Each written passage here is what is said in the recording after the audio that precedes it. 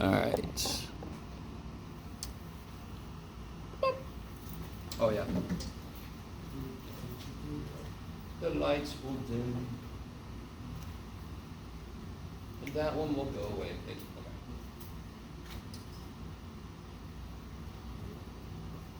Boyle's law.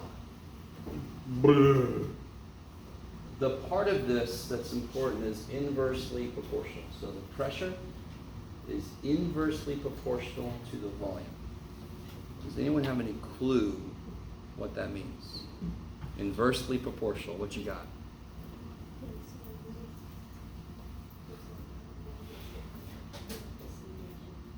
So one of the variables is true, and there is a constant of proportionality. So that's the part that some of you guys might never have encountered. This is something we used to always teach in pre-calculus, but I've noticed it started going away.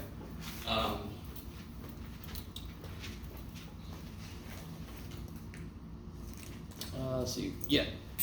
So the P is inversely proportional to the V.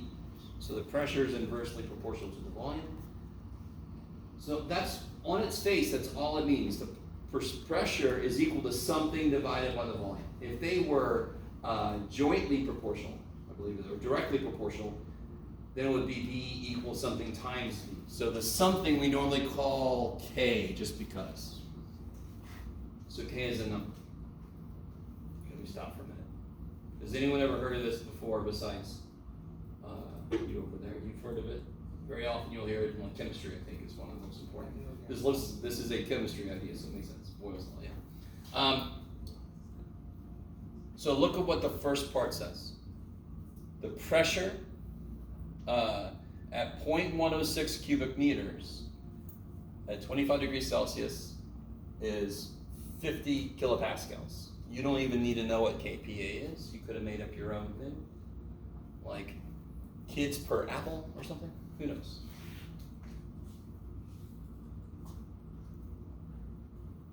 I don't know. This is kind of like saying, oh yeah, the equation of the line is mx plus 7. What's wrong with saying that's the equation of a specific line? What's wrong with that? You don't know M. Yeah, you're supposed to know m. You can't claim that you know the equation of the line and then give me m instead of a number, right? So I don't know what k is. I need that. It's missing. These are the two variables. That's a constant. But do you see what the first thing tells me? When I have a volume of this, the pressure is this. Could you figure out K? Could you plug stuff in and figure out what K is? Yeah, totally. Say again?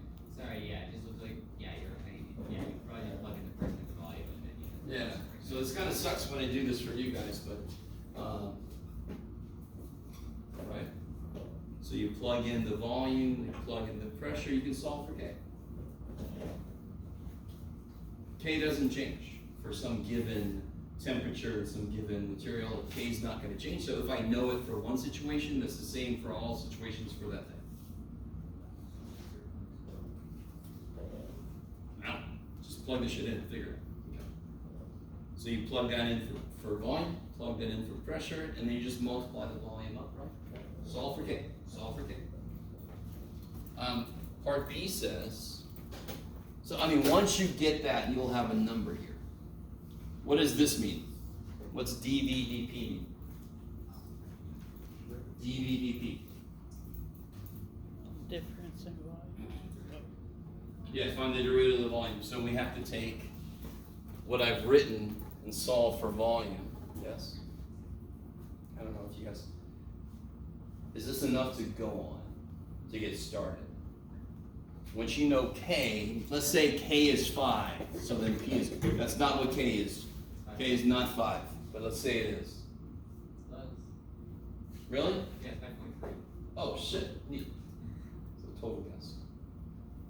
How do I solve this for V? Well, you just freaking replace V and P, right? You guys know that trick? It's a really good algebra trick to know. And then, can you figure out the derivative of this? What's a good way to rewrite this? 5 over P. How can you rewrite that? 5P to the, yeah, Then can you do this? Can you get the derivative? Shit, yeah. And you just plug stuff in, right? Just plug stuff in. Figure out what the rate of change is for the volume. Okay. So this one is a more challenging problem. It is, especially if you've never even heard of inversely proportional. But there's a neat thing called Google or Bing or Jeff or Tutor or Book or something. Yes? So you can always just look it up, not a big deal. Ask me, send me an email, hey man, what the hell is this shit? And I'll say, okay man, don't know. And I'll tell you. All right. If that's one of the only problems you had trouble with, you're doing fantastic. It's supposed to be a little bit more challenging. Okay. And if that wasn't enough information to go on, just ask a follow-up question or come see me. So how we doing? Is that all right? Okay. Some of you guys are like, I'm never gonna let you know, man. You'll never know how I feel. All right. Is there anything else from homework stuff?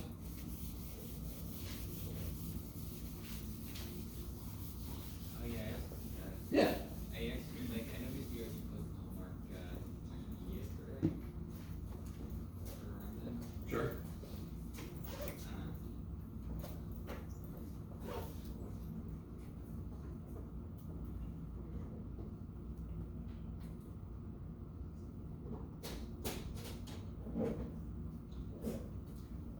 Okay, I'll let you think about it. Let me know if you have a question. Anybody else have a question from homework or anything? I think I opened up to 3.6 somewhere, so I gotta go in there and build the other ones.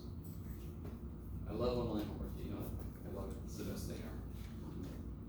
But you know, some of you guys get stuff out of it, so it's okay.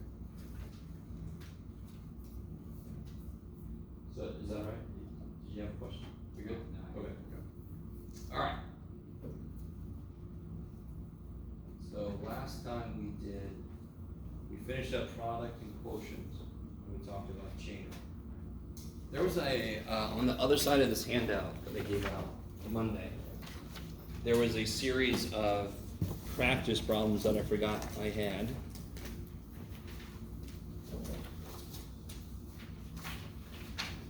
Here.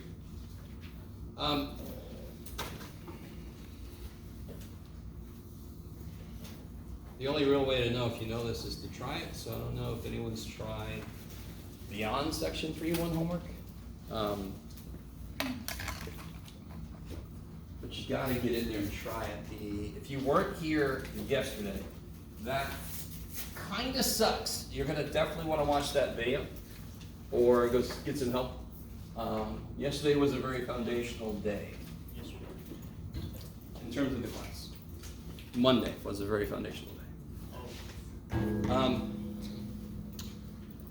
We talked about chain rule, which understandably students have trouble with.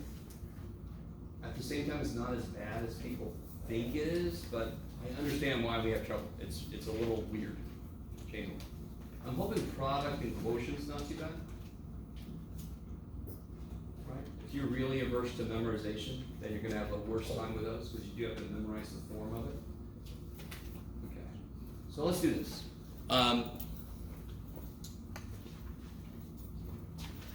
Is everybody okay with like this first one here, 1A?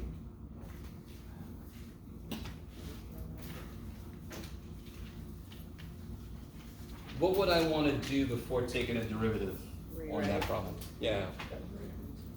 How would I rewrite this guy? To x to the 3/5? Yeah.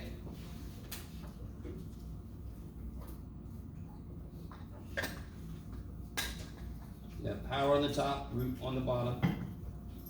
And how do I rewrite this guy? 3x to the negative 3. Yeah. When I take something to the other side, it becomes the opposite power. Or the, change the sign of the power.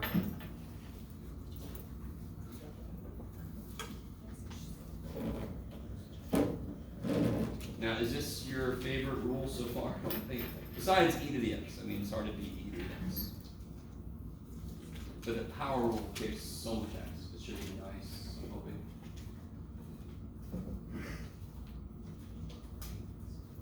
So what's that guy's derivative then? 12x to the third. Yeah, the 4 comes down. 12x Minus 12x. Oh, to the third. to the third. The 12x. 2 comes down minus 12x to the first. Plus What happens here? 6/5. X. The 3 3/5 comes down. Times 2 is 6/5. What's the power now? Negative 2/3. Yeah, 3 minus 5 is negative 2/5. Be careful. 2/5. Right? Are you guys with me? Hoping everybody's quiet because this is too easy. You're like, I don't want to say this out loud. It's too easy, Jeff. Give me a hard. Plus If that's not true, what I'm saying, let me know. This whole line of stuff, they're all power rule, right? Power comes down, goes down by 1. So what happens on this last guy? plus 9x. Good. The negative 3 comes down times negative 3 that's there already. To the fourth. So The we get negative. negative 4. Kick ass. No need to rewrite these as radicals and so forth. Because radical notation just sucks. Just does. If you do, you're not going to get it wrong, but you don't need to. Second derivative on that's kind of wacky. But Huh? I said the second derivative on that was kind of wacky. Oh, let's do the second derivative. Why not? So how do I find f double prime? What would I do? I know it didn't say to, and I don't care apparently. 3 times 12, 36. Yeah, you just pretend as if the derivative is just a function. And it is. I'm not pretending. It just doesn't matter that it's a derivative. Where did the function come from that was there in the first place? You don't know. I could have taken the derivative of something else and got there and just said, okay, take this guy's derivative. So every time you take a derivative, you're getting a function. It's its own function. So I could do another derivative, and crazily enough, we call it the second derivative. So yeah, this would be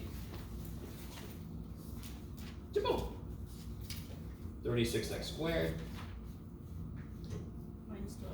minus 12. Minus 12 over Plus. Yeah, minus 12 over 25. 25.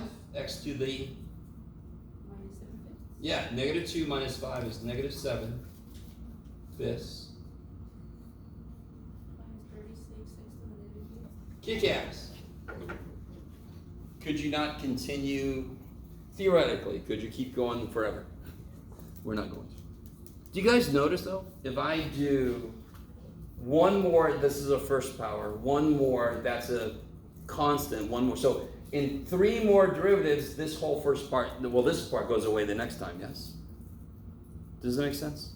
No, So that's- if I have a polynomial, there will be a certain number of derivatives that will eventually make it 0 forever.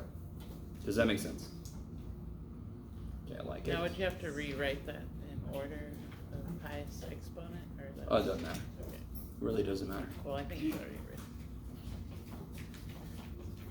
Okay. Let me write this like this, just because, just to remind you guys. We have f prime, we have dy dx. What's dy dx for this guy? You guys remember we basically already said it. 0. Yeah, cosine 2 is a constant. So if I change x, cosine 2 don't give a shit. Do you agree that this is not dependent on x? Therefore, if I change x, what does this guy do? So what's his rate of change as x changes? 0. He don't care. He don't care. Okay. And who remembers where else does it happen on this page? This, right?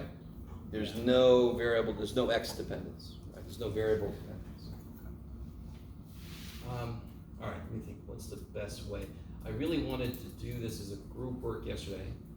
A little behind where I want to be, so let me see. Let's do this. Can you guys try out part C?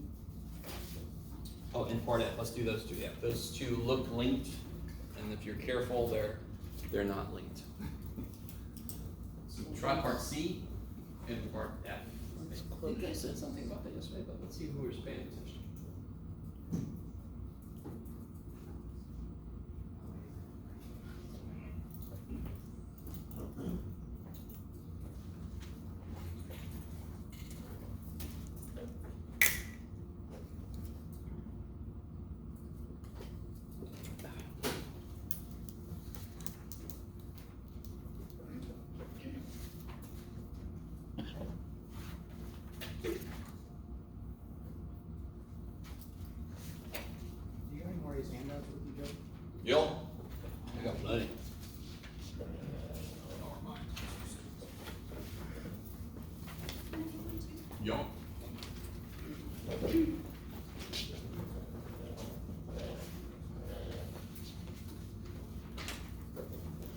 Sure.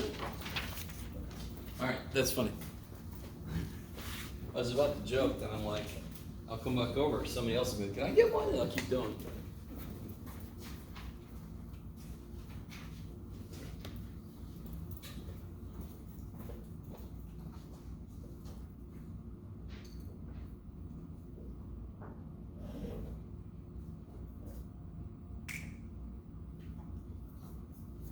Now, if you weren't here Monday, you might not know what the derivative of e to the x is. Can anybody help them out? What's the derivative of e to the x? E to the x. E to the x. Or ln. Hmm? Or ln e. No. Oh, I see. Times ln e, which is yeah.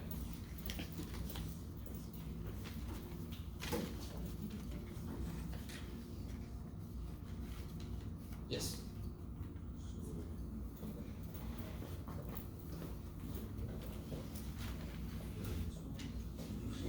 You can. It might not.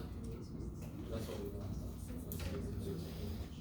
So if you write up here like one factor equals one, you figure out what the other factor would have to be. Then you check to see if it makes the middle term. Yeah. So you assume until it don't work, and if it do work, that's fantastic. If it don't work, you just close your. Yeah. All right. So hopefully everybody is doing quotient rule on this. How does that work? 3e to the x. Yeah, derivative of the top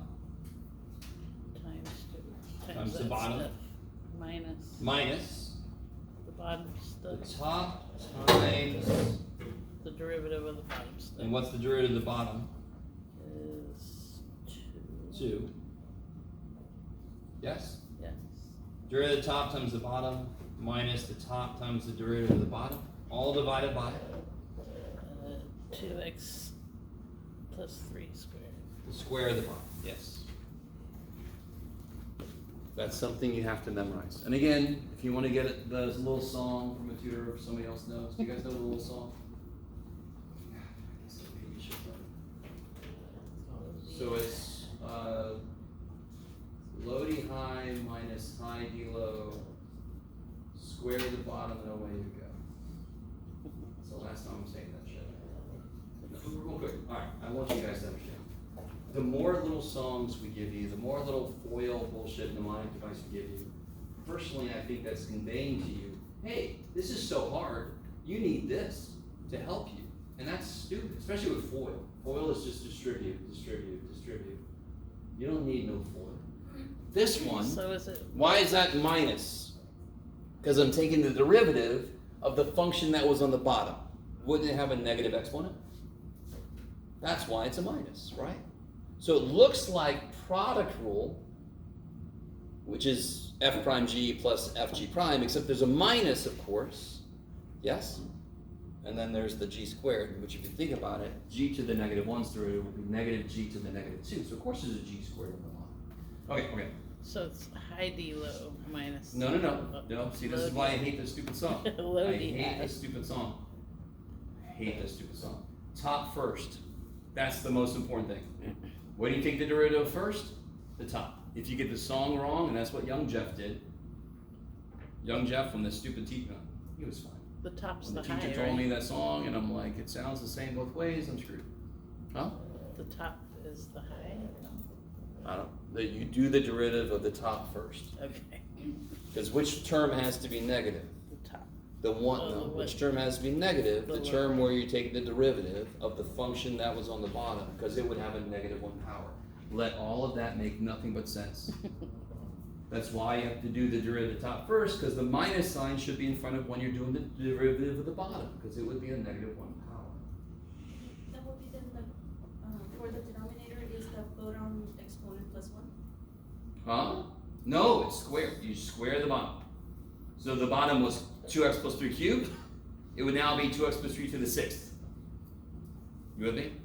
The rule is square the bottom. If it's already squared, now it's still 4th power, right? Okay. Then what do I do? Then you're gonna art that out to help you see. Distribute, multiply. And then I got stuff that's like terms, yes? Is that cool? I got like terms, yes? Yes.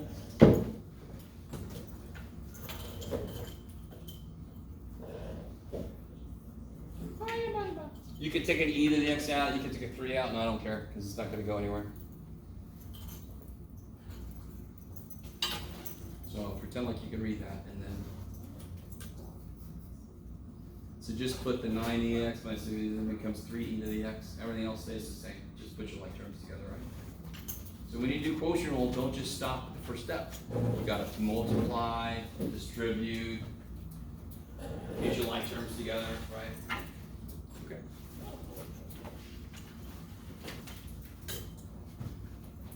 Now again, I can't stress this enough. If you're not done with chapter 2 homework, forget it.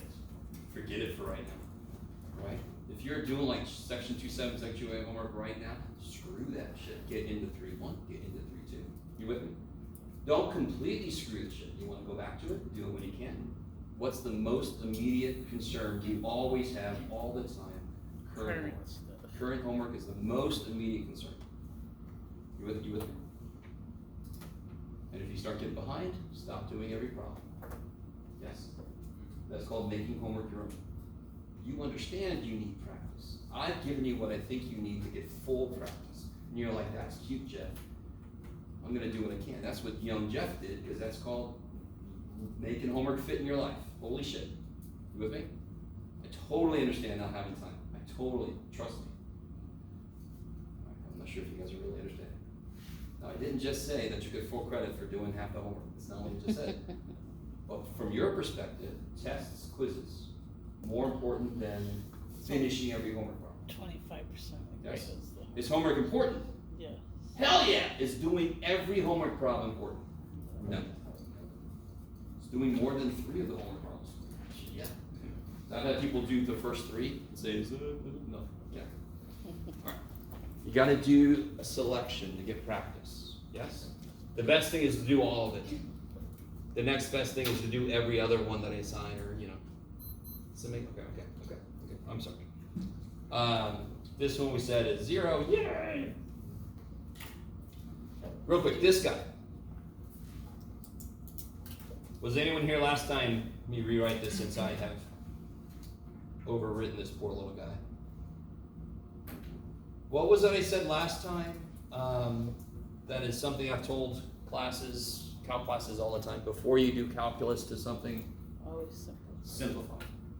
Before you do calculus to a thing I've given you, can you simplify it? It makes sense. Do you like quotient rule? No. It's okay if you say no. Because remember, I didn't like it either. Still not my favorite, right? So if I don't have to do quotient rule, I'm not going to do quotient rule. So right now, the way that's written, I got to do quotient rule. But is that the best way the function can be worked with? No. Can you simplify it? I don't know. Do you guys remember? You should be able to factor this. If I just gave you that and said factor it. But we're smarter than that shit. The only way that factoring this would do anything for me is if this is a factor, yes? I don't know if you guys are really interested. I'm going to assume it is. I'm going to write what has to be here to make this work, and then I'm going to see if the middle term's right. If the middle term ain't right, too bad for me, I've got to do quotient rule. Does that make any sense? Rule out that it's an easy problem. That makes sense. Let's see if it's an easy problem. So what would have to go here to make this work? 3b. What would have to go here to make that work? -1. And what do you get for the middle, right? Is that cool? -1? 3b minus b is 2b. All right. Sorry, it's 2b. Or not. Sorry. Then these cancel, yes? Now the next big mistake I get is people will put a prime there and circle it. Have we taken a derivative yet? You have got to stay on top of your brain. Don't let your brain go, oh, we're doing shit. We're done now. No, we haven't done shit yet. We haven't done the calculus yet. Now we do the calculus, but thank God the calculus is easy as hell. What's the derivative of 3b minus 1? 3. 3. What's another way to say what I just asked? The derivative of this is the slope of this. So you can sometimes step outside of the calculus and go, what's the slope of 3b minus freaking 3? It's mx plus b. It's just 3. Okay. I totally understand as a student, you sometimes are stuck in the math and you're thinking totally, if you just go, wait a minute, this is just a stupid line. Derivative of slope, 3. Done. Next. Okay.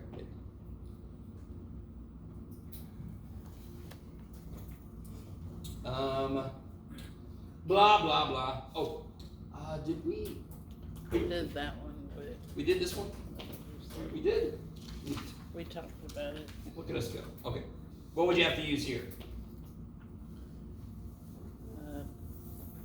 You could put a U in there, right? No. Oh, that's the product rule. That's product rule, right? Mm-hmm. Okay. What's the derivative of cosine? It's negative Not sign. sine. Negative sign. So the derivative of cosine theta is negative sine theta, right? So you're gonna use f prime of x times g of x. So go ahead and do part E. Let me not make assumptions. I'm hoping product rule, just let it be nice. But if I'm wrong, you gotta let me know. So try to do part E. What rules do we know so far, real quick, before you do that? We know product rule, Quotient, quotient rule, chain. chain rule, and also there's the power rule, Oh, which we forget about because it's just so simple. The F to the N rule. You guys with me? What is true about the three that are really harder, the product, quotient, chain? They all involve letting each piece get its own term. So if you take this guy's derivative and you say that it's 3 theta squared times negative sine theta, you are wrong because you did the derivative of all functions at once. No rule says to do that. Do you guys see what I'm saying? That is just not how it works. And we've shown that. We proved it. We proved it for every function because we used f and g. We proved it for every function. So of course it's not going to work that way here. I don't know if you guys are with me. So it's just a quick check. You just say to yourself, did I just do all the derivatives at once? I did. Let me erase that shit. They should each get their own term. Okay. I'm sorry, go ahead, keep going.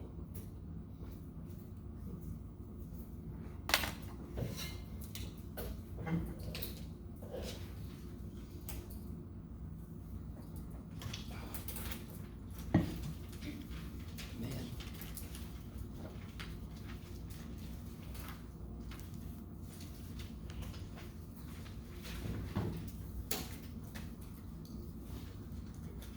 Oh.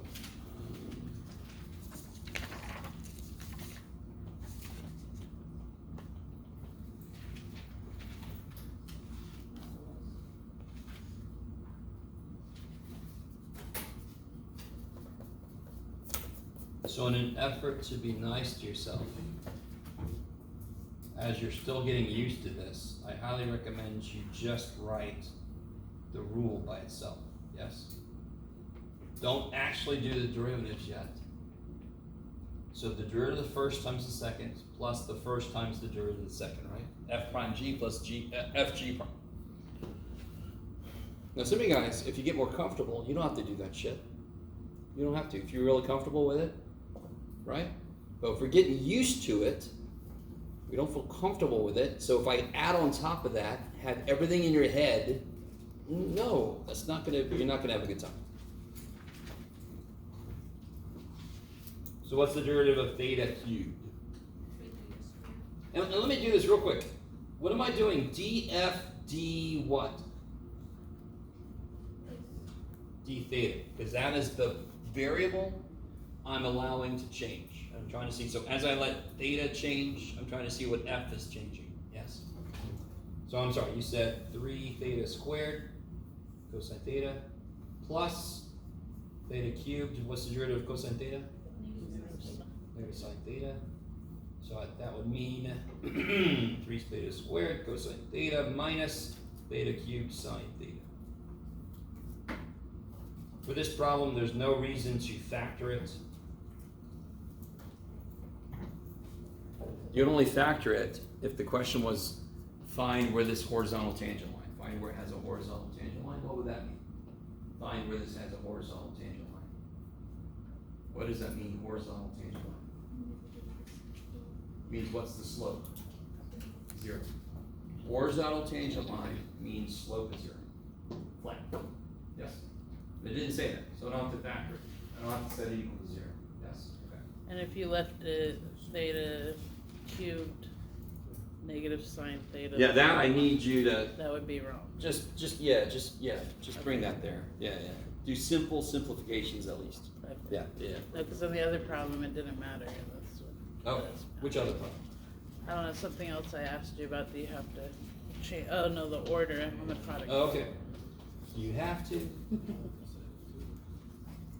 Is that cool? Basically, this is the same thing, yeah? It's almost the same problem, yes? Don't, wait, am I crazy? Part H, do you have to do quotient rule?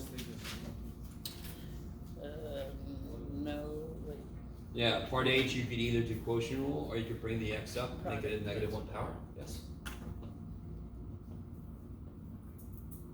Okay.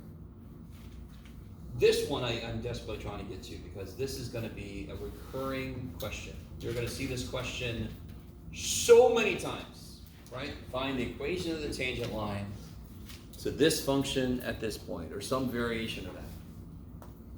And all you gotta do for yourself is, if I wanna find the equation of any line, what 2 things do I need?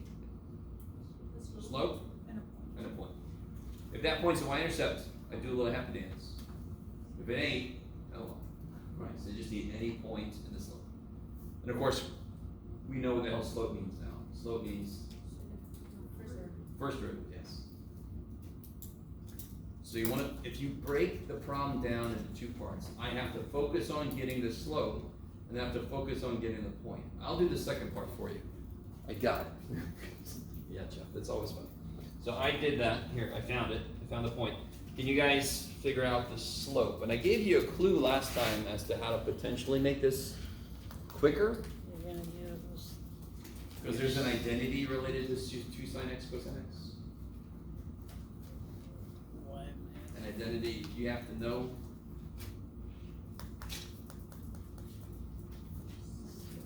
Yeah, sine 2x. But you could do it either way. It really doesn't matter, to be honest.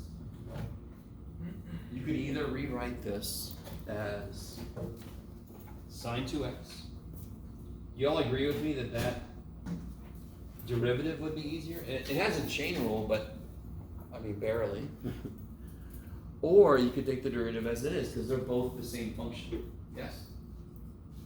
You don't have to rewrite it as sine 2x. You don't. So do it whichever way you want to. You can either do the derivative of the top dude or the bottom dude, because they're both the same. Now, if some of you guys are looking at it weird because you forgot sine 2x is equal to 2 sine x cosine x,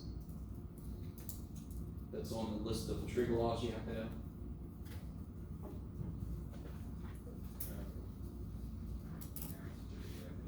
Huh? Yeah, totally.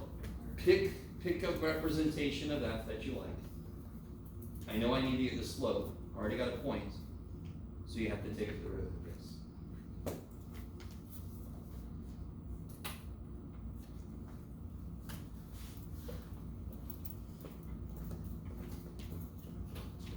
I'll do it both ways here. I'll do.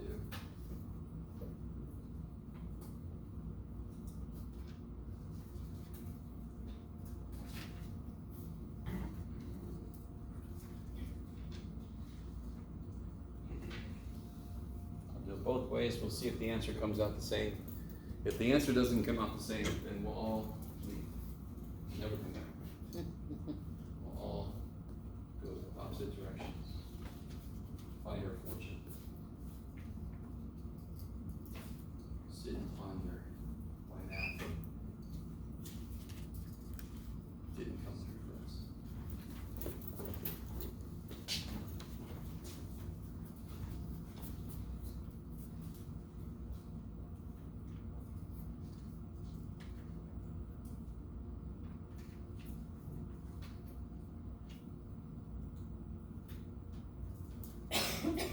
So let me make sure I'm just getting the derivative correct. So if anybody's doing it this way, what's the derivative of sine of stuff? Cosine 2x. No, what's the derivative of sine of stuff? Cosine stuff. What's the derivative of stuff? 2. Then we have more stuff to do here, yeah? But let me just make sure, if anybody did it this way, what rule do you have to use? Product rule, yes? So what's the derivative of sine? Cosine. And what's the derivative of cosine?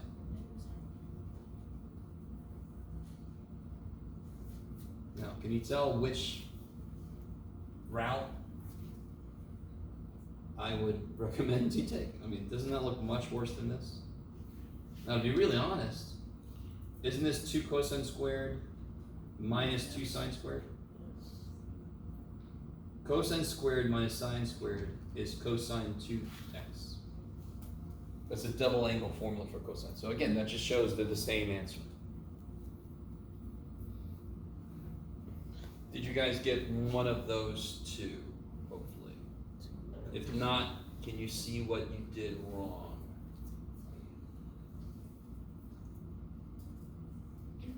I like it. You guys are sticking to your theme. You're like, I'm still not going to let you know a damn thing about me, Jeff. I'm like, all right, that's fine. I'll be all right. It's just, a big part of my job. Yes? Yeah, this is chain rule. Because the inside is more than just x. Right? Good. So I did the derivative sine of stuff, and the derivative of 2x is 2.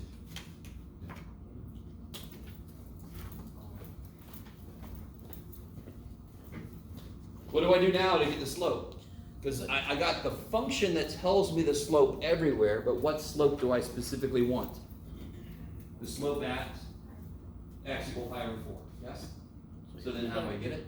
Plug pi over 4. Plug pi over 4, yeah. So I should get the same answer both ways. If I do it this way, Jeff, pi over 4, get out there, x. 2 cosine, what's twice pi over 4 is pi over 2. What's the cosine of pi over 2? 0. If I plug a pi over 4 in over here, I get 2 cosine squared pi over 4 minus 2 sine squared pi over 4. What's cosine of pi over 4?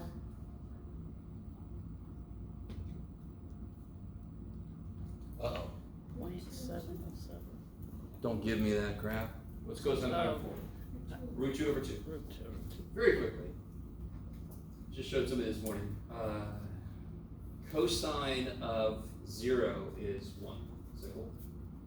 Because SOHCAHTOA can suck it. Cosine likes x. So of course cosine's biggest when it's on the x-axis. It loves it there. If I pull it away, it goes, oh no! Now cosine is rad 3 over 2. Rad 2 over 2. Rad 1 over 2, which is 1/2. Rad 0 over 2, which is 0. So it goes rad 4 over 2, rad 3 over 2, rad 2 over 2, rad 1 over 2, 0. Rad 0 over 2. That's a neat coincidence that there's a pattern there. Can we ask you how was it 0? What's cosine of pi over 2? But we're not looking at pi over 2. I put pi over 4 in. What's twice pi over 4? Yeah. Good.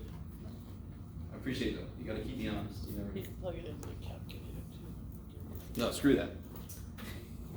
I'm just saying if you want to You're check. good. If you want to check yourself before you represent. What is cosine of pi over 4 in mine? Rad 2 over 2 squared is 2 over 4, which is 1/2. So this is twice 1/2. And sine of pi over 4 is the same thing, yes? What's twice 1/2 minus twice 1/2? So either way you do it, I get m is 0. Which freaks people out, but that kicks so much ass. Because now what's my function? What's my equation? How do I get my, I know the point, right? Huh? B should be 1 then, right? No. Well, alright, it's weird. So if you do, since the slope is 0, what's always going to stay the same? I mean, technically you're right, but I want to make sure for the right reasons. Yeah, what always stays the same? The y value. Do we know the y value somewhere? It's 1. Slope is 0. So what's the y value always? 1. So that's the equation. Y equals 1. Mx plus b. You're good. It does end up being that, but that's Not not a always. zero, it's just the fact that it stays the same. Yeah, because m is 0, so p must be 1, because it's the only thing left. Yeah, And yeah. if m is 0, x is 0. I'm with you. I just wanna make sure everybody understood where it was coming from. You're good, you're good. But anytime I ask you to find the equation of any kind of line, you need the slope and a point. Then you got mx plus b, or you got y minus y1 equals mx minus x1. Okay. Is that 2 times pi over 2? What's up? Bottom. Oh, 1/2. Yeah. Because the cosine of pi over 4 is rad 2 over 2. Squared is 2 over 4, which is 1/2. Yeah. Okay. So, let's get into what we're getting into today. So, I want to review chain rule a bit, since chain rule is very much a freaky little dude. Did I bring? I always forget to do that for myself. Ah, well, no, not really. Just need some paper. There we go. Perfect. Let's review chain rule real quick. And if you weren't here yesterday, my God, you know what I mean when I say yesterday, give me a break. Last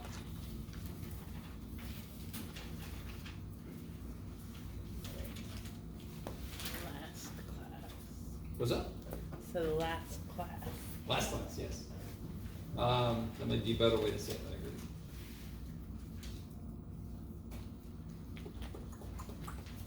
Okay, how do I take the derivative of this? This is earth shaking, x to the 20th. Bring that 20 down Yeah, and subtract 1 from 20, x to the 19. Now, before we learn chain rule, if I wanted to take the derivative of this, we would have to write that 20 times, multiply it out. Yeah. Thank God we don't have to do that. So I know how to take the derivative of something to the 20th power. So I do that first. So chain rule, again, everybody gets a term. There are two functions in here. Something to the 20th and 4x minus 5. There's two functions. There's a function inside of another one. If I shove 4x minus 5 into x to the 20th, I get this. They each get their own term. So how do I take the derivative of something to the 20th power? 20 comes down in front of stuff to the 19th, but then the stuff keep going. gets a term, which is why we call it chain rule, because it's got a link. What's the derivative of 4x minus 5? 4 times 20? 80. So please, dear God, if you got some number at the end, just bring it out front. Yes, multiply by whatever's there already. Just do simple simplification. That's fine. Now, real quick, do you guys remember what I told you? Did we do chain rule here? Technically, we did. Because what's the inside function? What's inside something to the 20th? X. What's the derivative of x? So, I always want to show that to you guys because we're not being honest, but it wouldn't make any sense to teach chain rule from day one because that would make everything complicated. But if I just go back and go, hey, look, chain rule still works. It's not a situation specific. No, it always works. It's just sometimes it doesn't do anything, so we don't even think of it as a chain rule problem. Does that make sense? Because on one level in your brain, you should be concerned, why does this thing turn on all of a sudden? Why does it turn off on this one? No, it's always there. It's always there. It's just sometimes it doesn't really make a difference. Okay, big hands. And so, let me see. Let's do one more example, then I want to unleash you guys on a handout. We don't know a lot of derivatives yet, which always makes things more interesting. But let me give you a funky one. Let's do 5 to the cosine of 3x squared minus 5x. That is, just to be creepy, that is deliciously evil. You don't have to know ahead of time how many chain rules you're going to do. The most fundamental, what is the inside function? 3x. No. Cosine. 5. What's the outside function? What function is inside another function? 3x squared minus 5. Good, that's inside what? Cosine. Which is inside what? 5. Okay, so cosine is inside 5 to a power. So what did it say? Okay. Cosine shit is inside 5 to the shit. Okay. So how do I do this derivative? I would do, what's the derivative of 5 to a power? Just look at this for a second by itself. What's the derivative of 5 to a variable power? Who remembers? E to the x E to the is its own derivative times because of the fact that it's e. So what's 5 to the x? Itself times Natural natural log of? X. No, E to the 5. 5. That is why e to the x is its own derivative, because ln of e is, what's ln of e? 1. So if you know e to the x is its own derivative, that should remind you, oh, it's ln of the base. That's the adjustment. If it isn't e, it's got a different kind of like how quickly it's rising. It's a little adjustment. Okay, let me stop for a minute. That is relatively new, so it's okay if you forgot. We did that last time. So, when I do the derivative of the outside function, what's the derivative of 5 to the stuff? 5 to the stuff. ln 5. Oh, Nope. 5. 5 to the 5x. stuff. No. 5 to the stuff Oh, cosine. times natural log 5. Then what gets a term? What's inside of 5 to a power? Cosine. This whole thing.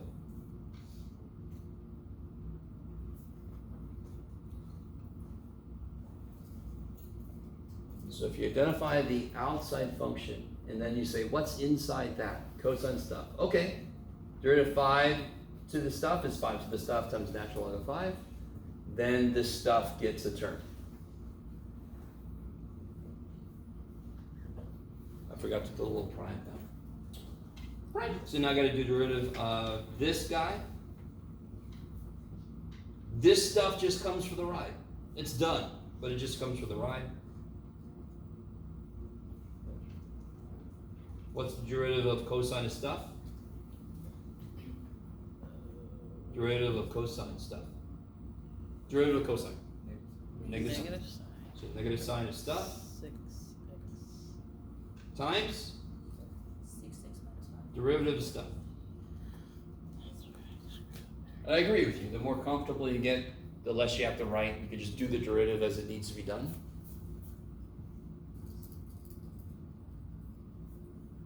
So if you identify the outside function, that'll tell you what's inside of it. You guys noticed from the beginning that there's a function inside of a function that's inside of the function. You don't have to know that ahead of time. Outside function is 5 to stuff. Cosine stuff is inside of it. Derivative of 5 to the stuff. Then the cosine bit gets its own term. Then you go, oh shit, there's stuff inside the cosine. Okay, so it's got to get its own term also. Do you guys understand what's happening? So this first bit just keeps coming for the ride because it's got nothing else to do. This bit, I'm going to take that negative out front. It's done. This bit, what's this? 6x minus 5. And then, of course, this you could take out front. It doesn't really matter. One quick thing, could you multiply this bit by 5? Shit, no. That's 5 to the power. It's not just 5, right? So you can't put those together. Does the CX minus 5, is it inside the? The what now? It's just, I saw like the double parentheses. Do we need? Oh, here? This here? Yeah. I just did that so that didn't look like a minus. That's a negative, right? So I had to do that to make sure it didn't look like this minus this. So that's inside of sine, and that's just next to this, because that's the chain rule piece. Yeah. Okay.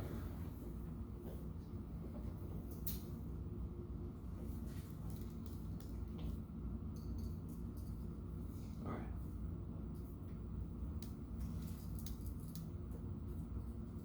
So watch this. I'm not even going to tell you what this function is. Because real quick, do you guys agree? I could have put any damn thing I wanted to here. And it would have worked basically the same way. I wouldn't have got the same answer, but the things I did would have been exactly the same. What do I mean by that? How do I do this? What's the outside function? 5 to the power. How do I take the derivative of 5 to the power? 5 to the power times ln 5. And then what happens? What gets a term? The fx. Now in this example, you can stop right there, right? Do you guys see? Because I didn't tell you what f was. If I knew what f was, that little fx prime would be its own little problem I could focus on. And what would this stuff do? Just come for the ride. Yeah. You guys see that?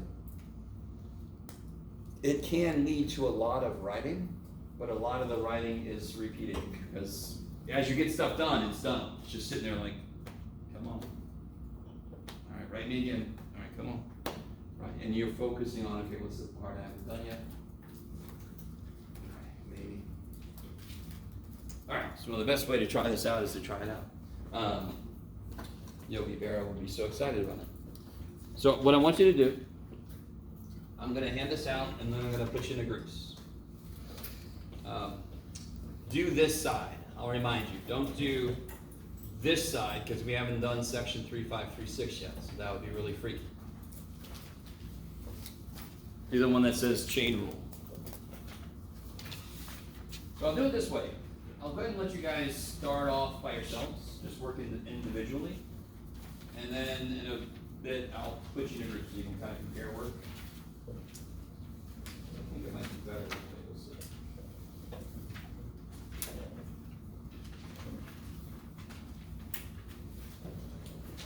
see. So the side that says chain. Oh, sorry.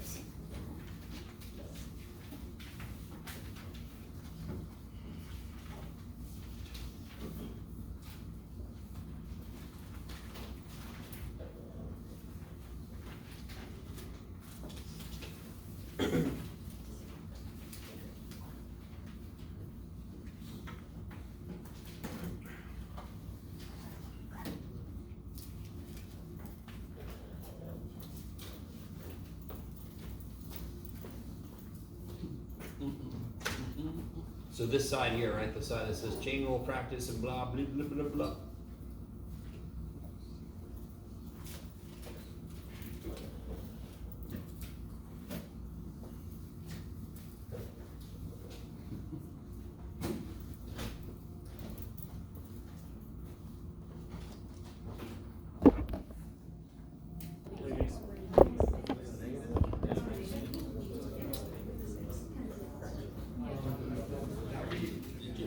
Hey guys, everybody.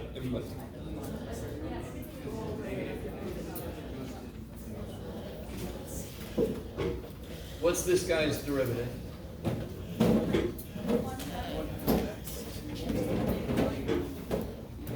So negative 1/2. Okay, let me see if this helps at all. What if I write this? I haven't told you what this is yet. Right? I haven't told you what that is yet. Doesn't change the first step at all. Whatever the shit that is, this is primarily a 1/2 power, yes? So how do I take the derivative?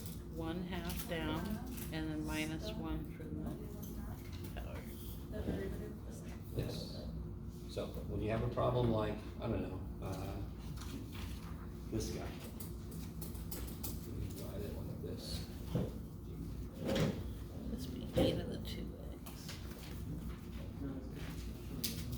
That's the way to rewrite that problem C.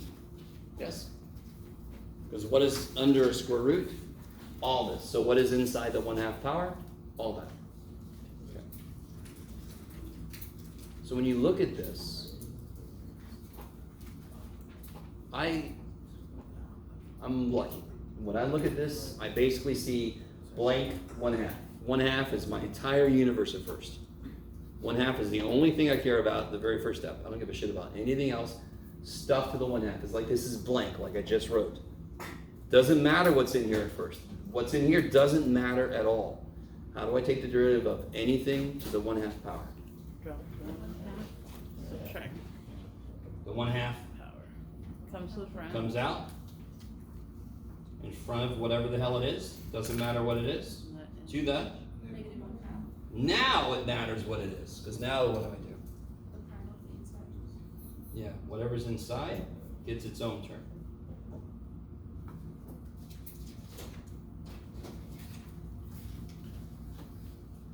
Let me stop for a minute. Do you guys, I could have put any function inside the 1/2 power and the first step would have been exactly the same. I could have put anything in here. Even shit you've never seen. Sorry. I see shit, stuff you've never seen. First step would have been exactly the same. I would have just wrote whatever the weird shit is that I put in there. So it would be 1/2 in front of weird shit to the negative 1/2 times weird shit through it. Yes? This is, alright. Does everybody understand that? What is the most important thing is the outside function. Because the inside function will get its own term next. So you can pretend like, once you identify it's a 1/2 power on the outside, okay, blank parentheses to the 1/2. The 1/2 would come down in front of them to the negative 1/2. Fill the parentheses with what's in it. Then that stuff that was inside gets its own term. Let me stop for a minute. How are we doing right there? Is that okay? Is that okay? No? Screw you, Jeff? Stop. Why'd you choose this job? Go away, Jeff. Okay. I could have put a 5th power here. Would the actual format have changed? No, but it would just be 5 stuff, 4 times derivative stuff, right? I mean, okay.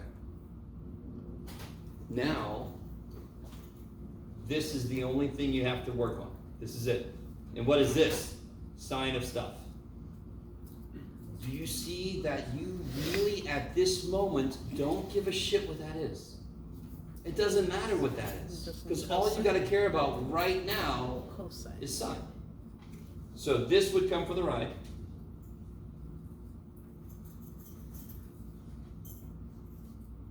Derivative of sine of this business is Cosine. cosine of this business times, E the derivative. I need you to see, do you see how I'm kind of, well, based on what I give you. So if I give you a problem like this, and this is a hard problem, I do need you to understand. I'm not doing this because I think you should be able to do this entirely. This is not easy.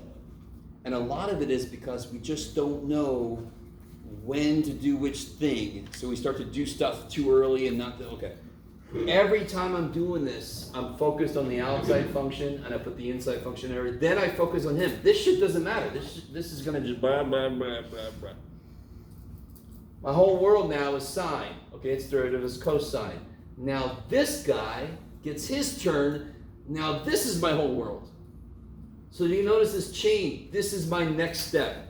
Bam. Oh, this is my next step. Bam. Everything I've done just keeps coming. You could even, if you get tired, and I understand, what's this guy's derivative? E to the 2x. No, come on. Oh, 2. What's the derivative of e to stuff?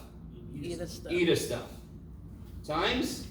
2x minus 1, Be less specific. x squared minus x. Thank you. prime. Yes. Same idea, exactly the same idea. What kept at the end? What keeps coming at the end? Inside, prime. The new inside, prime. The new inside, prime. Do you guys see that? I desperately want you to see this. part of the problem is the end result is going to be this long ass list of shit. But do you notice you just keep, okay, this is now set. It's going to be the same. This is now set. It's going to be the same. This is now set. It's going to be the, you guys see? And your actual problem you're working on is the thing at the end. Okay, I like it. So then the last step here, this continues to come down. This continues to come down. This comes down. What is this derivative? 2x minus 1. Now I can put this all back together, yes? So I completely understand if you get tired of writing the same thing, this is awesome because it tells me you understand what the shit's going on, you're being nice to yourself, now you write the whole damn thing.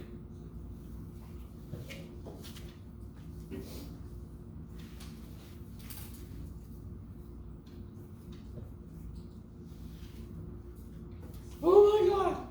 And then the last thing you could do is you could bring this out here, but it doesn't really do anything helpful, right? If it was just a 2x, I would put it and make it on half of 2x is x. It doesn't really do anything. So, you guys with me? If that was an 8, make it a 4 out front, right? Right? Can you guys tell me what's inside the cosine? Eating stuff. AVX squared, that's it, right? This is its own thing, this is its own thing. That's inside the cosine now? Okay. Again, that's a lot. But do you see how a lot of the a lot is just repeating? So that's why I think maybe this will help you. This is the only thing I worry about right now. Okay, now he's part of the repeated shit. This is the only thing I worry about right now. Okay, maybe. Okay. And again, I do want you to know, chain rule is, it is difficult to get a hold of. And it does take some training of your brain and like figuring out a good way to write it for yourself so you don't get lost. All right, some of you guys just now experienced what it's like to get lost inside of math. Right? It's not quite, well, it's not as bad as backrooms, so it's okay. You're not going to fall through a math problem, as far as I know. If you do, I'll watch your video when it comes up. If you guys know, I have no idea what the backrooms is, that's fine. Okay, coming back to this. These first two, I try to make a lot more nuts and bolts. This one had effectively 4 dolls, 4 Russian nesting dolls, right? X squared was inside an E, which is inside a sine, which is inside a square root. That is exceptionally mean. But I did it here, just, I needed to give you something meaty to try to see if you can piece it together, and it's easy to get lost. So if you had a lot of trouble with this, that means nothing. This is a difficult one. How did we do with this first one? I think everybody I saw got there. So this guy's derivative, and I really should have set this up better. I should have said this is equal to y or something. So y prime, what's the outside function? Cosine, so its derivative is? Negative sine of stuff times The stuff. derivative of stuff, right? What's the derivative of stuff? Let's see if we do it all one step. 12x squared. Minus. I like it. And again, you could pull this out front if you want to, just to make sure it doesn't look like it's inside the sine, but it's not absolutely necessary. These two are the same thing, yes?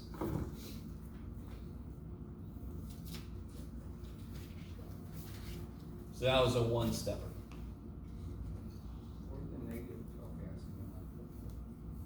So what about this guy? What's the outside function? -2. Yeah, -2 power. So how do I take the derivative of stuff to the -2? -2 of -2 stuff comes out front of to the the bit. -3. To the -3 times Inside stuff derivative. 4x. 4x. I like it. Now this you definitely have to do -8x. Just take that and put it with the -2. Combine simple simplifications for sure. If there's more complicated simplifications, I might let it go if you don't do it. But if this is like a cosine squared x plus a sine squared x, you better make that shit 1. Yeah? Okay. Let me stop for a minute. Is it? Letting go of this guy. I might have pushed you too far with that guy. Were the first two okay? The first two make sense. Okay, and one person says yes. I'm gonna live on that. What about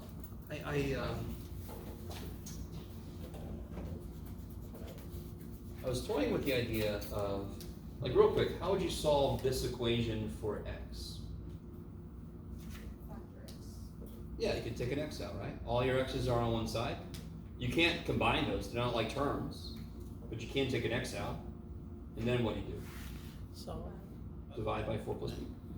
Yeah, divide by the shit you don't want, so you get x by itself. Okay, so that's effectively what we're doing here. Do we have all of the variable we're trying to solve for on one side? no. No, we have X. On part A, right? Yeah.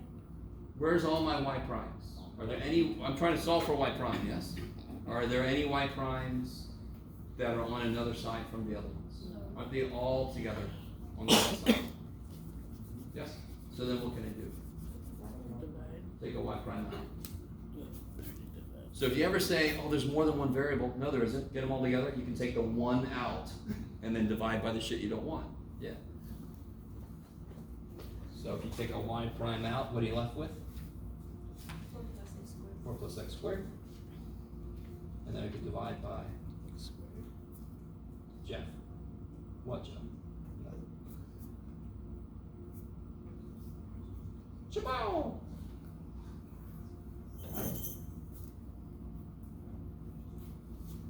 Now y prime does mean what you think it means. It means the derivative. So somehow we're gonna get y prime getting all mixed up in some other shit. At the moment, I just care about the algebra. What's wrong with part B then, from the perspective of what we just talked about? Get rid of Y There's one thing in the wrong place. squared. Y squared. Do you all agree? Do you all understand that y prime and y are completely different? Yeah. Y prime comes from y, but they are completely different, right? Right. Okay. Because we know sine x and cosine x are completely different functions, but one is the derivative of the other one, so it came from it, but they are completely different functions. So I think you just told me y squared is in the wrong place, yeah? So then I'm gonna Subtract it. subtract.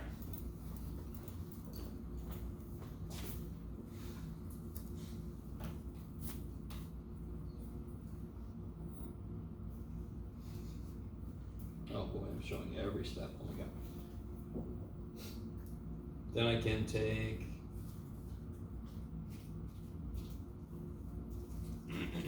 what can I do now? Factor Y prime. Take a y prime out.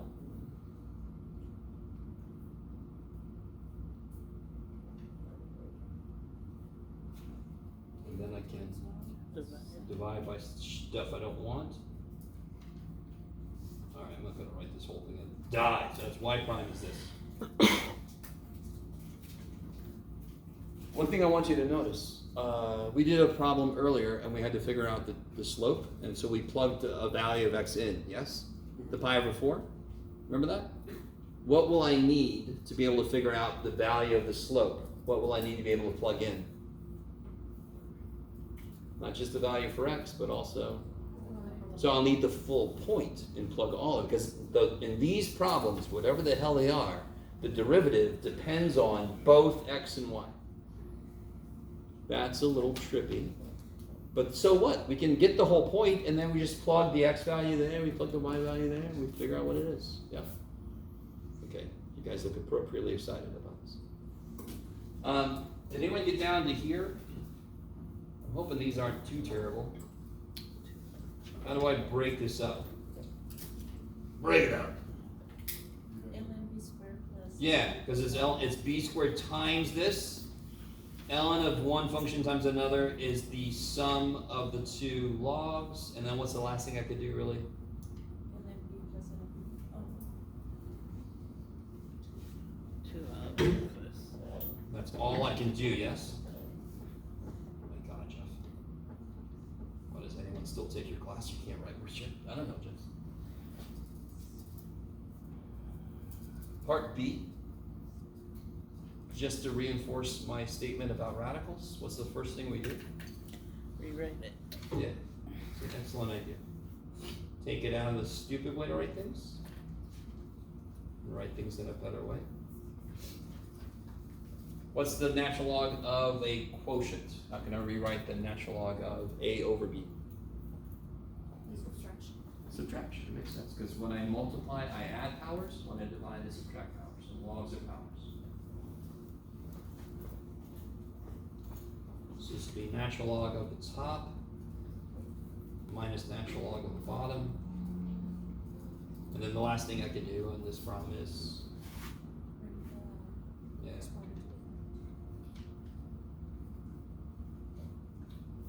Oh, 1/3.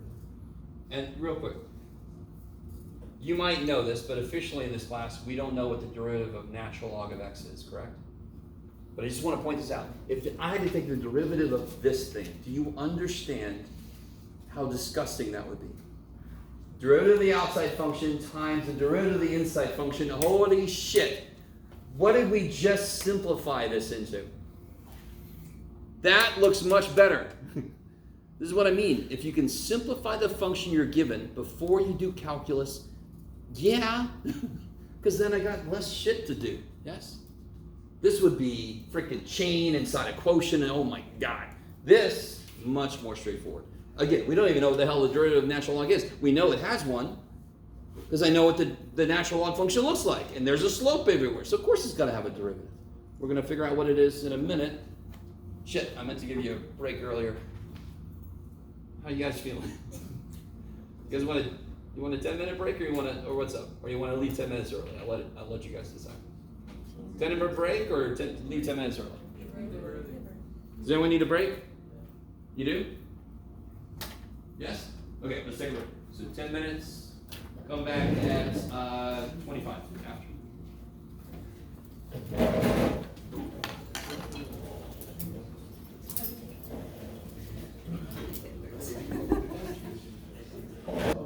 I think I'll just wait, but I think I'm following on this one. I will say, I definitely want to look at C again a little bit more later. I couldn't get it all down. I think I'm following. He's gonna work it right now. He's gonna go over it right now. It's crazy. It's almost like a plan. All right, guys. Everybody all refreshed. So what do I need to do on part C first? Part A was relatively easy because somebody already did something for me. The inside was already factored. So what do I do in part C?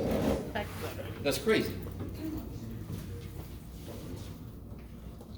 So what I'm going to do, let's see.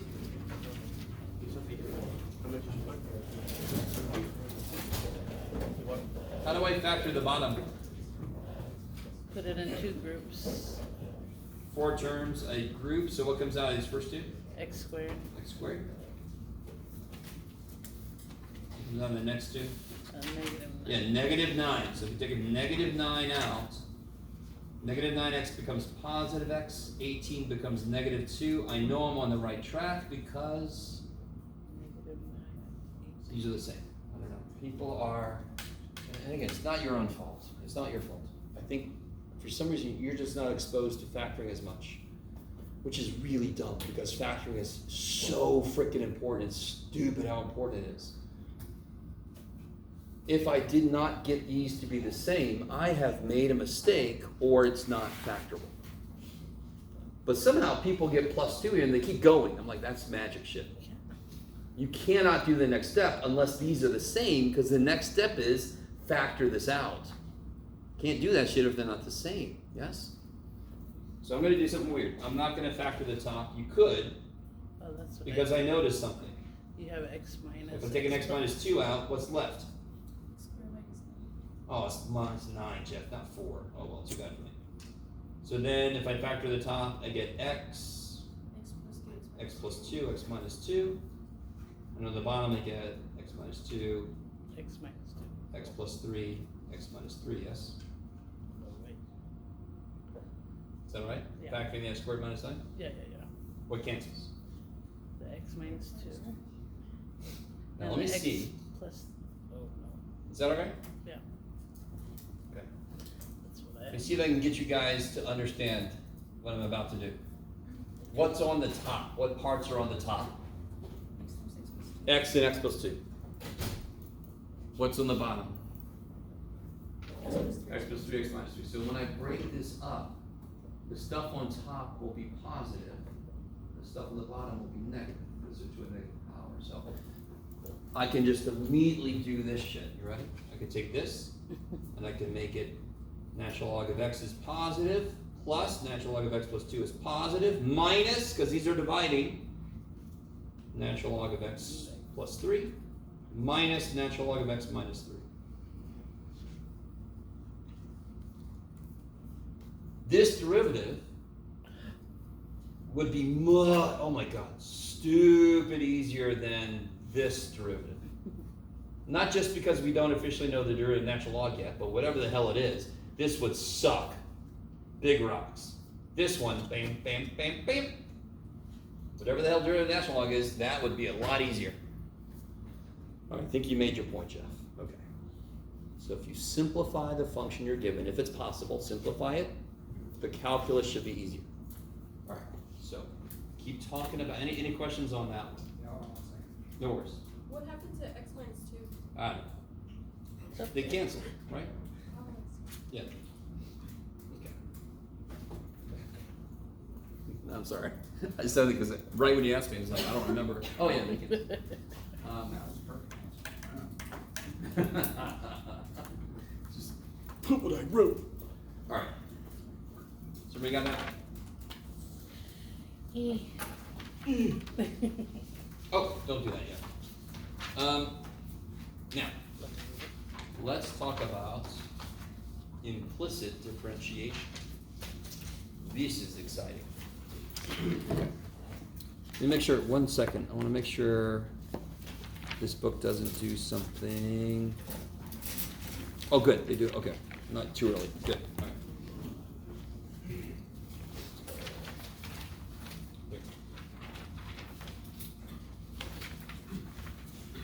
So guys, I'm gonna do a series of problems real quick. Y'all are good for you guys. All I want from you is the first step of the derivative. What's the first step of this guy's derivative? Bring the 4 down. In front of stuff, yes? Third power. Times this derivative, yes? That's the first step. You all agree with me that's not done, correct? My point right now is not to finish that. I'm not going to tell you my point yet. More shit to do, but all I care about right now is the first step. What would the first step be on this completely different problem? Same thing. What's the first step? Drop 4. 4 comes down in front of it to the Minus 1. third power.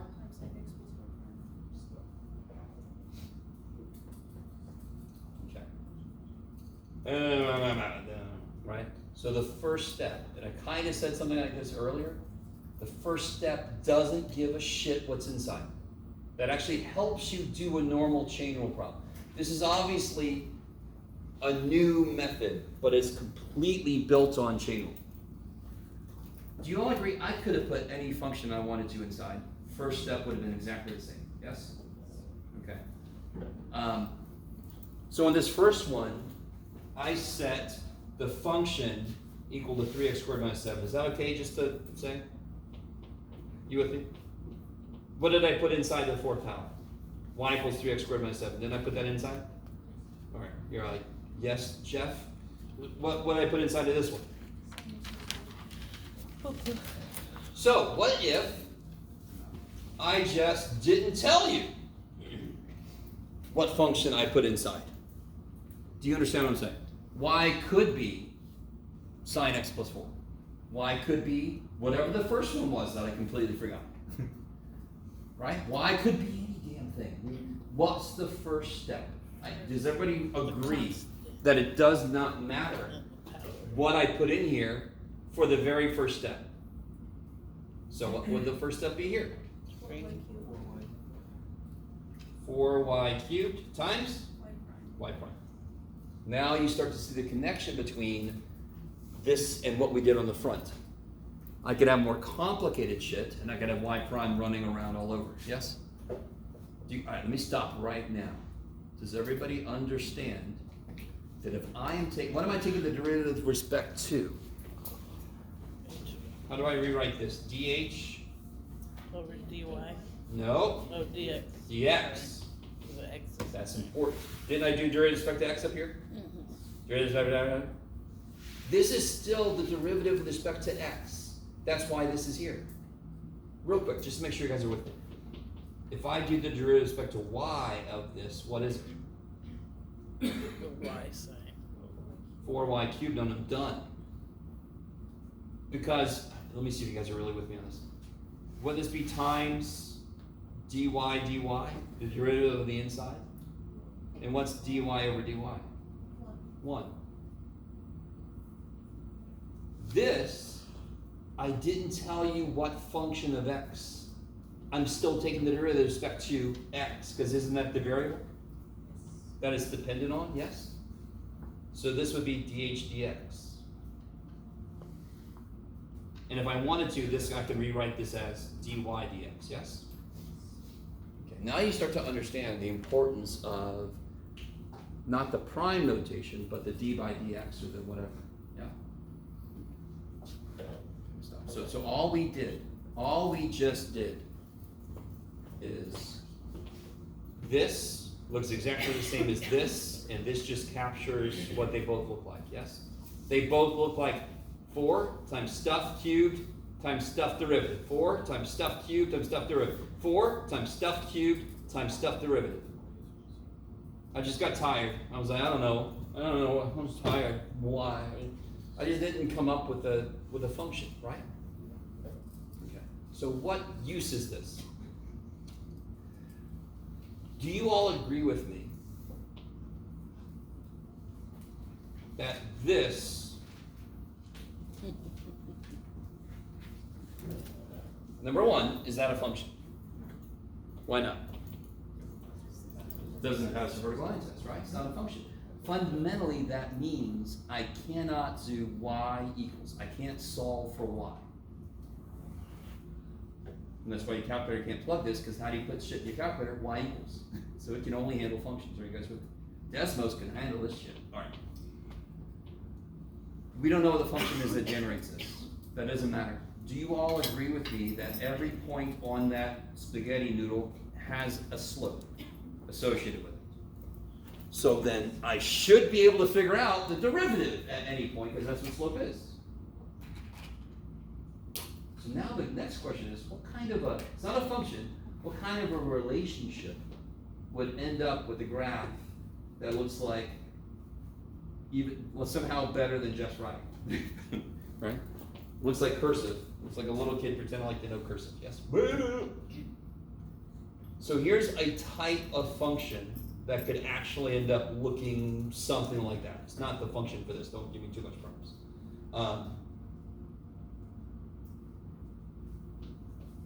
Trigonometric, that's what it is. Ooh, I like it. Yes. Yes. You would like that shit, Jeff. Can you solve, now listen, can you solve that for y? So you get the y out of the sign, wouldn't you have to take an inverse sign? If you take an inverse sign, aren't all the other y's stuck inside of inverse sign? So it's like whack-a-mole. Let me take this, oh shit, let me do it, oh shit, let me do it. You can't free y up all over to get it to one side. You guys agree? Do you also agree with me that there are points that work in that equation? So I could come up with values of x and y that would actually make that a true statement. 0. So if you use Desmos correctly, it'll actually graph this for you. Say again?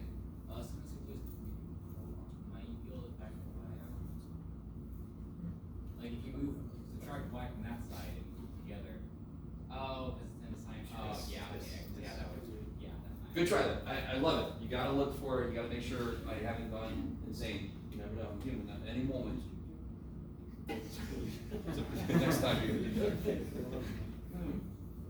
Gonna move back to where we did. Alright. Shit, now I forgot what I was supposed to do. You're okay. if I could graph this, it must have a slope at each point. Just because it runs into itself doesn't mean it's like a roller, it's like a true roller coaster. And you all agree, if you ever been on a roller coaster, if you ever saw a roller, if you ever heard of what a roller coaster is, you know that it has a slope at every point. This one, click, click, click, click. What did I do? Then you got the momentary flat slope of 0. Then you got the holy shit, that gets forward. Yeah, okay. Yes, sir. With the graph you drew earlier about the plus intersection, were there multiple slopes there? No, those are interesting. This specific graph I just did is a little bit of a, how do I say this? This is actually leading more into parametric. You with me? Yeah. This one would probably not run into itself, but it would kind of go back on itself, right? Okay. So I'm kind of thinking ahead a few chapters in terms of what this could be. Yeah. Something that's much more fundamental. Before I get too far, let's try to take this guy's derivative. Oh shit. What am I going to have to use here? Now remind me, real quick, what is the dependent variable? What's the input variable? X. So when I take a derivative, well, to be really honest, the problem has to tell you, but we're going to do dy dx. So what is y a function of? X. We just don't know what y, we can't solve for y. Real quick, do you know what the word explicit means? If you play video games or watch movies, you have it's explicit violence, explicit whatever, right? So it's in your face. National Geographic would be implicit violence. Have you ever watched any, the thing drags the thing behind the bush and then it kills it and it's like, oh, they are wrestling behind, whatever, right? Implicit, implied. Alfred Hitchcock, implied violence. Freaking, what's his name? Eli Roth, explicit violence, yes? Okay, I don't know if you guys are with me. Implicit differentiation means I cannot solve for an explicit function of x. I can't solve that for y. I know y is somehow related to x, I just can't solve for it. So just keep reminding yourself, y is a function of x. So what rule do I have to use here? Product. I have x cubed times function of x. So what's the derivative? So to do the product rule, I'm just going to write it out. It'd be x cubed prime y plus x cubed y prime. How do we do the derivative of sine of stuff? Sine of a function. Yeah, cosine, keep going. Cosine of stuff times derivative of stuff. Just keep reminding yourself, this could be sine of e to the x squared minus x. Then you would do cosine of e to the x times derivative of the inside. So every time you see a y, that is a function of x that I just didn't tell you. A chain rule then has to happen. It's not just another variable, it's a function of another variable, which makes this happen. What's the derivative of e to the x? U to the x. U, the real MVP. And what's the derivative of y? Nothing. Y prime. We're not taking, all right, real quick. I could have written all of this way. You ready? Well, yeah. I could have written all of this way. D by dx, x cubed, y, plus x cubed dy dx, minus cosine of y, dy dx, equals e to the x plus dy dx. Okay. Yeah, that looks worse. I know it does. But now it makes a lot more sense why the derivative of y is not 1. If I would have put a plus x here, what's the derivative of x? Dx dx, which is 1. What's the derivative of y? Dy dx. That shit don't cancel, right? They're not the same. Dy dx. Maybe? Yes, sir. Why does the first d over dx not have a y? Oh, because what am I taking the derivative of? X cubed. So this is dx cubed dx. I could have put this up here. So if I take the derivative of y, I can write that as dy dx. I take the derivative of x cubed, I could have written the x cubed up here, right? Okay. We appreciate this better. This is safer. Okay. So let's do this. What is the derivative of x cubed? That's insane.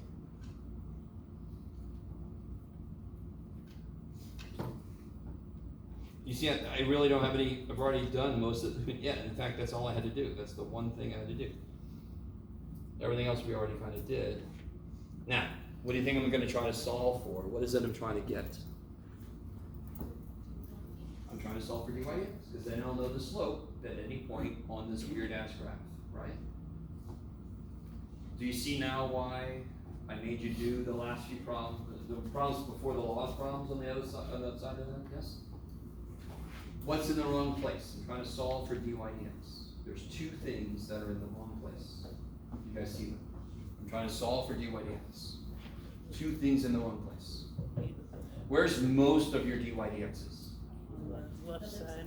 Is there any poor dy dx that we need to bring home? The one Come back to your family.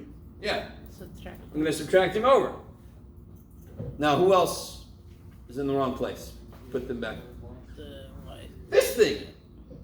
Yes, so get all your dy dx shit on one side, all your other stuff on the other side. Sounds just like algebra. All your x's on one side, all your numbers on the other. Okay. So whatever I'm trying to solve for, I get all that together on one side. And whatever doesn't have what I'm solving for, I get that on the other side.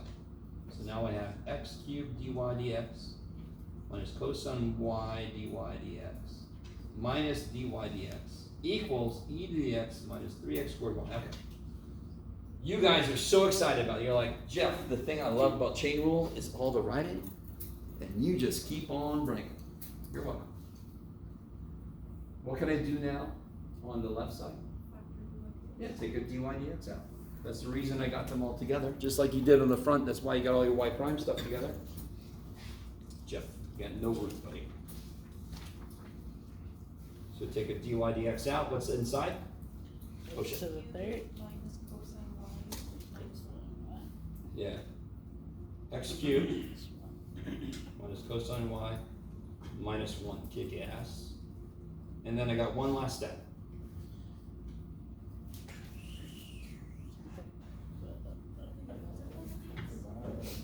No. What do I want me to get by itself? This. So let me divide by the shit I don't want. So yeah.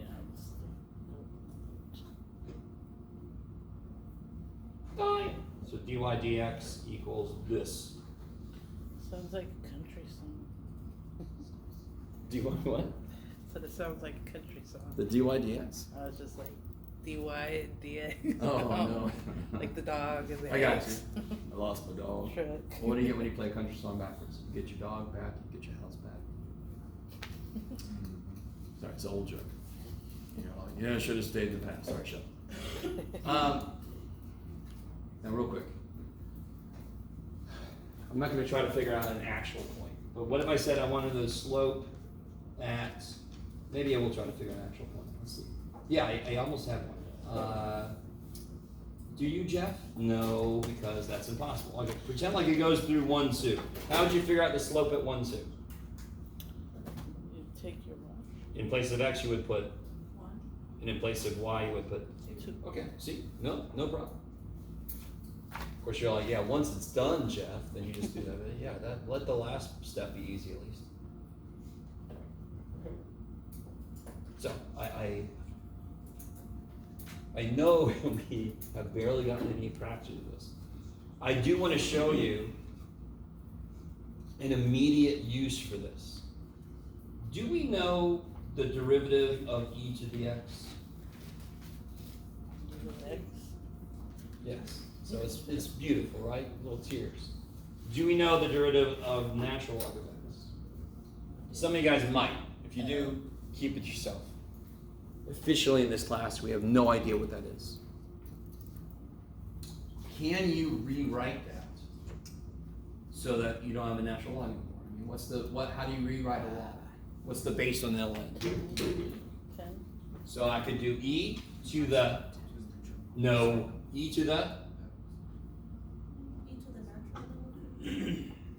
Oh, okay, I like that even better. What you're actually doing is you're raising each side, e to each side. These do what? So you get e to the y equals x. Or you could do, how do you write any log? Base to the power equals the inside, which is exactly what this says, yes? Now, we want to know this derivative, yes? So I want to know what dy dx is.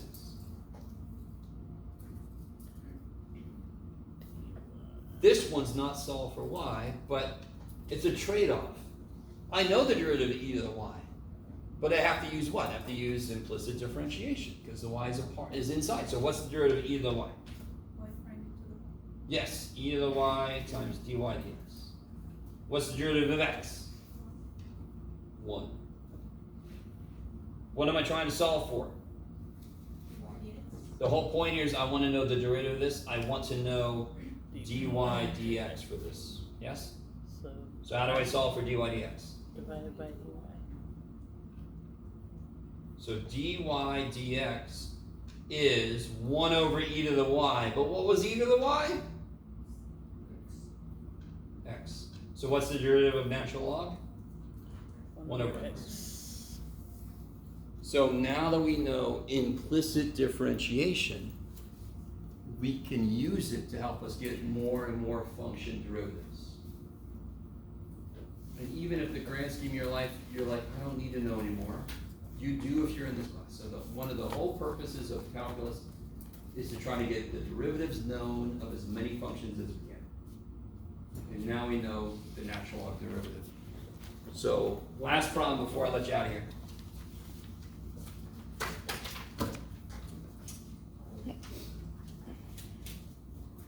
How would I take the derivative of this?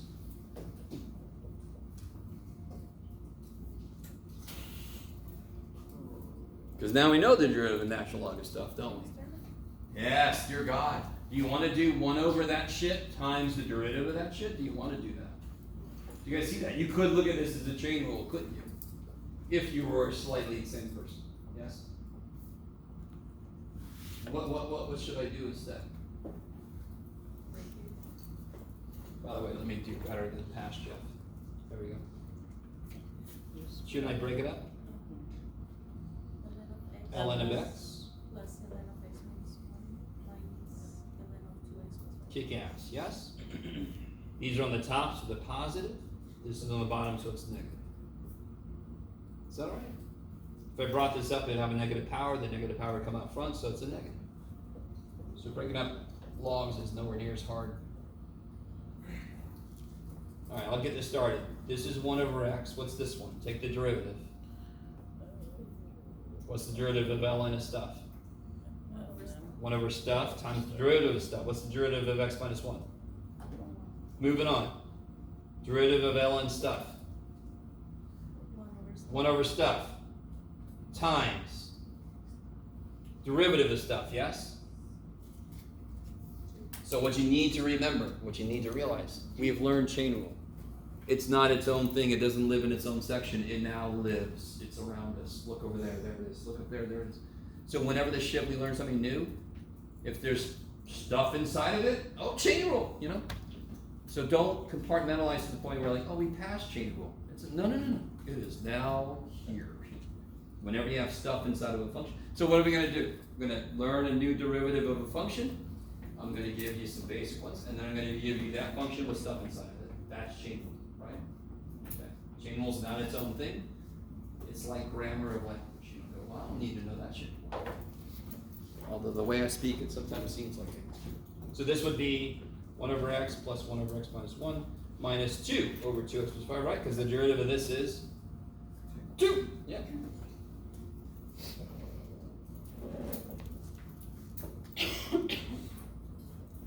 So now you have one more derivative in your belt, natural log of x, and you have one new process, implicit differentiation. That's pretty good. That's as far as I wanted to get roughly. I can look at that. It's So next time, we're actually gonna do the derivatives of inverse trig functions. After the quiz, we have quiz 313233 on Monday, and on Wednesday we have a quiz on chain rule. Section 3.5. And I think it's 3. I don't know. I just know stuff. I don't know where it is. I think we just did, 3.5 and part of 3.6.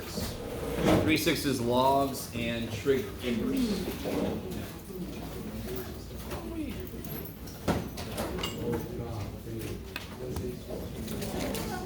like basic timeline, what would the homework for next Monday be? So